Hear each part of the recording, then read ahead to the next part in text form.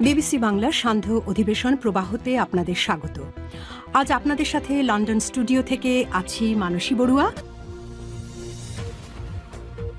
বাংলাদেশের সর্বশেষ গুরুত্বপূর্ণ আপডেট সংবাদে আপনাকে স্বাগত। শুরুতেই সংবাদ শিরোনাম, পরে বিস্তারিত। প্রথমেই জানাবো আমাদের হাতে থাকা সর্বশেষ গুরুত্বপূর্ণ সবথেকে তাজা আপডেট সংবাদ। রাজধানীতে জামাত শিবিরের বিক্ষোভ, জনগণ নির্বাচনে নারী নিপীড়কদের লাল কার্ড দেখাবে বললেন সিবগাতুল্লাহ।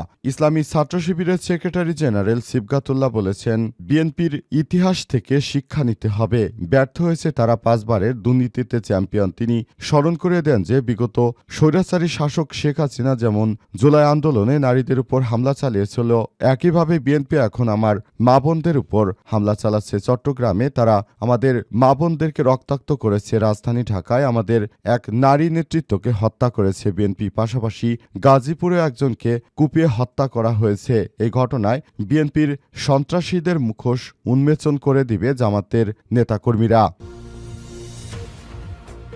এরপর জানাবো আজ 5টি নির্বাচনী জনসভায় যোগ দেবেন জামাতের আমির। নির্বাচন সফরের অংশ হিসেবে আজ কক্সবাজার, চট্টগ্রামে যাচ্ছেন জামাত ইসলামের আমির ডক্টর শফিকুর রহমান। সেখানে 5টি নির্বাচনী জনসভায় প্রধান অতিথির বক্তব্য দেবেন তিনি। এদিকে সরকার অনেকটা ব্যর্থ, কখনো জুলাইকে ভোলা যাবে না বললেন নাহিদ ইসলাম। অন্তর্বর্তীকালীন সরকারের প্রধান উপদেষ্টা ব্যর্থ হয়েছেন। তিনি যেভাবে রাষ্ট্র পরিচালনা করছেন এবং যেভাবে রাষ্ট্র পরিচালনার কথা ছিল তার মধ্যে আকাশ পাতাল ব্যবধান বলে মনে করছেন নাহিদ ইসলাম। তিনি মনে করেন নতুন বাংলাদেশ গড়ে তোলার যে আকাঙ্ক্ষা সেটি থেকে সম্পূর্ণরূপে ব্যর্থ হয়েছে অন্তর্বর্তীকালীন সরকারের প্রধান উপদেষ্টা প্রফেসর ডক্টর মোহাম্মদ ইউনূস। মানুষ আগামীতেও এই জুলাই আন্দোলনকে ভুলবে না। জানাবো নির্বাচনী প্রচারণা শেষে বাসায় ফেরার পথে সাবেক ছাত্রদল নেতার গাড়িতে গুলি। নারায়ণগঞ্জের 2500-এ বিএনপির মনোনীত এক এমপি প্রার্থীর নির্বাচনী প্রচারণা শেষে বাড়ি ফেরার পথে ছাত্রদল নেতা আমির হোসেনের গাড়িতে গুলির ঘটনা ঘটেছে। আজ ভুলতা বিশ্বনন্দী আঞ্চলিক মহাসড়কের বাইপাস এলাকায় এই ঘটনা ঘটেছে। তবে এ ঘটনায় কেউ এখন পর্যন্ত হতাহতের কোনো সংবাদ পাওয়া যায়নি। এই ঘটনায় এখন পরিস্থিতি থমথমে অবস্থা বিরাজ করছে। প্রিয় দর্শক, এতক্ষণ শুনছিলেন সংবাদ শিরোনাম, এবারে বিস্তারিত। তবে তার আগে বন্ধুরা অনুরোধ থাকবে এই সংবাদটিতে একটি লাইক দিন। এই চ্যানেলে আপনি নতুন হয়ে থাকলে আমাদের সংবাদটি দেখতে দেখতে চ্যানেলটি সাবস্ক্রাইব করে রাখুন। কমেন্ট করে বন্ধুরা আপনার মূল্যবান মতামত জানিয়ে দিন আপনি বিশ্বের কোন দেশ থেকে বা বাংলাদেশের কোন স্থান থেকে আমাদের সংবাদটি দেখছেন এবং শুনছেন। আর বন্ধুরা, আগামী জাতীয় সংসদ নির্বাচনে কোন দল ক্ষমতা আসবে বলে আপনি মনে করেন কমেন্ট করে জানিয়ে দিন। আপনি যদি এই দলগুলোকে সমর্থন করেন থাকেন তাহলে আপনার দলের প্রতীকের নাম কমেন্ট করে পুরো বাংলাদেশের মানুষকে জানিয়ে দিন। আপনি যদি দাঁড়িপাল্লার প্রার্থী বা সমর্থক হয়ে থাকেন তাহলে দাঁড়িপাল্লা, বিএনপির সমর্থক হয়ে থাকলে বিএনপি ধানের শীষ এবং এনসিপির সমর্থক হয়ে থাকলে শাপলাকলি কমেন্ট লিখে পুরো বিশ্ববাসীকে জানিয়ে দিন। এবারে বিস্তারিত।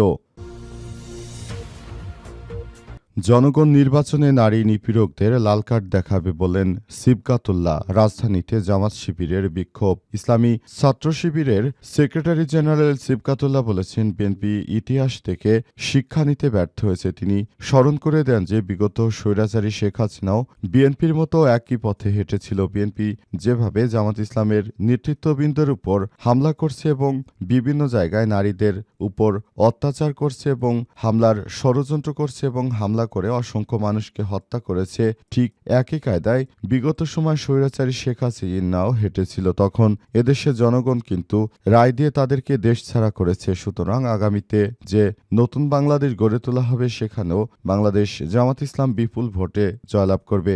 বিএনপির সন্ত্রাসীদেরকে এদেশের মানুষ বয়কট করবে বলে জানিয়েছেন তিনি আরও জানান, নতুন বাংলাদেশ গড়ে তুলতে হলে আমাদেরকে আরও বেশি দায়িত্বশীল ভূমিকা পালন করতে হবে। আমরা এবারের জাতীয় সংসদ নির্বাচনে পুরো বাংলাদেশটাকে একটি আধুনিক বাংলাদেশ করার জন্য যে রূপরেখা দিয়েছি সে অনুযায়ী কাজ করছি। তবে আমাদের ডক্টর শফিকুর রহমানের আইডিটি বিএনপির সন্ত্রাসীরা হ্যাক করে সেখান থেকে নারী বিদ্বেষী বিভিন্ন পোস্ট করে তারপর সেগুলো নিয়ে প্রথমে আমরা জানার আগেই তারা এগুলো জেনে তারপর আন্দোলন সংগ্রাম শুরু করেছে। বিশেষ করে বামপন্থী যারা রয়েছে এই কুরুচিপূর্ণ ব্যক্তিদেরকে নিয়ে মূলত এই ধরনের কার্যক্রম শুরু করেছে এবং বিষয়গুলো খুবই গুরুত্ব সহকারে দেখা হচ্ছে বলে বলা হচ্ছে।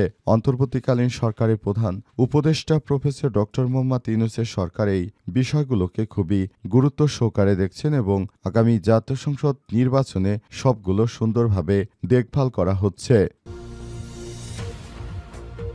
আজ 5টি নির্বাচনী জনসভায় যোগ দেবেন জামাতের আমির। বাংলাদেশ জামাত ইসলামের আমির ডক্টর শফিকুর রহমান আজ 5টি নির্বাচনী জনসভায় যোগ দেবেন বলে জানা গেছে। এর মধ্যে তিনি বৃহত্তর চট্টগ্রামে 3টি জনসভায় যোগ দেবেন বলে জানা গেছে। সারা বাংলাদেশে জামাত ইসলামের আমির ডক্টর শফিকুর রহমান তিনি দেশ জুড়ে এই কর্মসূচি শুরু করেছেন এবং আগামী জাতীয় সংসদ নির্বাচনে জামাত ইসলাম কিভাবে রাষ্ট্র পরিচালনা করবে সব বিষয় মূলত ফুটিয়ে তোলার চেষ্টা করছেন। তিনি আরও জানিয়েছেন যে বাংলাদেশটা একটা দরিদ্রতম দেশ, এদেরকে ভালো অবস্থানে নিয়ে যেতে হলে দেশের যুবকদের জন্য যথাযথভাবে তাদেরকে ট্রেনিং করে দক্ষ করে তারপর বিদেশে দেশে কর্মসংস্থানের ব্যবস্থা করতে হবে। বাংলাদেশের মানুষ সেটাই মনে করে যে আগামীতে যে নতুন বাংলাদেশ গড়ে তোলা হবে সেই বাংলাদেশটাকে সুন্দরভাবে পরিচালনার জন্য আমরা আরও বেশি দায়িত্বশীল ভূমিকা পালন করব। পুরো বাংলাদেশের মানুষটাকে আমরা সবাই যেন স্বাবলম্বী হতে পারে এমন ব্যবস্থায় গ্রহণ করা হবে জামাত ইসলামের পক্ষ থেকে। আজ বাংলাদেশ জামাত ইসলামের পক্ষ থেকে সব বিষয় নিয়ে কথা বলা হচ্ছে এবং সে অনুযায়ী সবাইকে যার যার জায়গা থেকে দায়িত্বশীল ভূমিকা পালন করার জন্য আহ্বান জানানো হচ্ছে এবং আমরাও সেই জায়গা থেকে বাংলাদেশ জামাত ইসলামকে যার যার জায়গা থেকে আরও বেশি সাপোর্টিভ হ্যান্ডের হাত বাড়িয়ে দিয়েছি বলে মনে করছেন তারা। সরকার অনেকটা ব্যর্থ, কখনোই জুলাইকে ভুলে যাব না বললেন নাহিদ ইসলাম। আমরা যে আকাঙ্ক্ষা নিয়ে বর্তমান অন্তর্বর্তীকালীন সরকারকে ক্ষমতায় বসিয়েছিলাম, সরকার সম্পূর্ণরূপে ব্যর্থ হয়েছে বলে জানিয়েছেন নাহিদ ইসলাম। তিনি মনে করেন যে নতুন বাংলাদেশ গড়ে তোলার আকাঙ্ক্ষা নিয়ে আমরা বাংলাদেশটাকে সুন্দরভাবে গড়ে তোলার মধ্য দিয়ে নতুন বাংলাদেশ গড়ে তোলার যে স্বপ্ন দেখেছিলাম সেটি সম্পূর্ণরূপে এ সরকার বাস্তবায়ন করতে পারেনি। সেখান থেকে বলা যায় সরকার অনেক অংশে ব্যর্থ।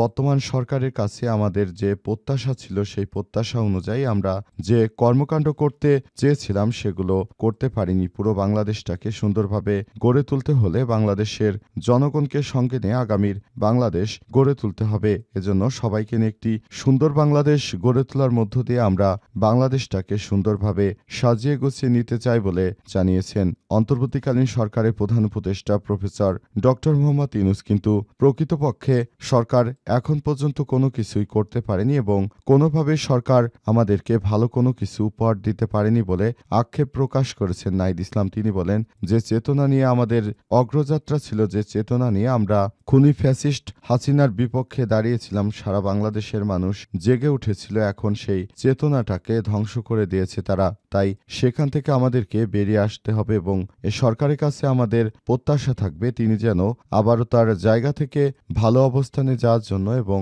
আমাদেরকে সর্বোচ্চ সহযোগিতা করার জন্য তিনি তার জায়গাটি থেকে কাজ করেন, সেই ব্যাপারটি নিয়ে আমরা বলতে চাই। অন্তর্বর্তীকালীন সরকারের প্রধান উপদেষ্টা এসব বিষয়ে বলতে চাই বলে জানিয়েছেন তিনি। নির্বাচনী প্রচারণা শেষে বাসায় ফেরার পথে ছাত্রদল নেতাকে গুলি। নারায়ণগঞ্জের ২৫০০-এ বিএনপির মনোনীত এক এমপি প্রার্থীর নির্বাচনী প্রচারণা শেষে বাসায় ফেরার পথে ছাত্রদল নেতা আমির হোসেনের গাড়িতে গুলির ঘটনা ঘটেছে। আজ রাত ৮টার দিকে ভুলতা বিশ্বনন্দী আঞ্চলিক মহাসড়কের বাইপাস এলাকায় ঘটনা ঘটে। এতে কোনো হতাহত না হলেও গাড়িটির সামনের একটি কাচ ক্ষতিগ্রস্ত হয়েছে বলে দেখা গেছে। সেখান দিয়ে মূলত ছাত্রদলের ওই নেতাকে গুলি করা হয়েছে এমন অভিযোগ করেছে বিএনপির সন্ত্রাসীরা। বিএনপি বলছে তাদের ওই নেতার গাড়িতে গুলি করার ঘটনা তারা মেনে নিতে পারছে না, কিন্তু কোনোভাবেই আসলে পুরো বাংলাদেশটাকে সুন্দরভাবে গড়ে তুলতে সরকার যে ধরনের কর্মকাণ্ড করছে সেই ধরনের কর্মকাণ্ড কোনোভাবেই যেন বাতিল না হয় সে ব্যাপারটি দেখা হচ্ছে। সারা দেশে বিএনপির চাঁদাবাজি, রাহাজানি, সন্ত্রাসী কর্মকাণ্ডে বাংলাদেশের মানুষ এখন অতিষ্ঠ হয়ে পড়েছে। দেশের মানুষ মনে করে আগামীর জাতীয় সংসদ নির্বাচনে তারা যে কর্মকাণ্ড করছে সেটি নিয়ে বাংলাদেশের মানুষ অনেক বেশি আতঙ্কিত। বিশেষ করে বিএনপির নেতাকর্মীরা সারা দেশে যেভাবে মানুষ হত্যার মতো ঘটনা ঘটাচ্ছে এই বিষয়গুলোকে মেনে নেওয়া যায় না। বিএনপির সন্ত্রাসীরা গাজীপুরে এক উদ্যোক্তা ব্যবসায়ী নারী ব্যবসায়ীকে হত্যা করেছে। এই সন্ত্রাসী দলের কাছ থেকে এটাই কি আমাদের প্রত্যাশা ছিল?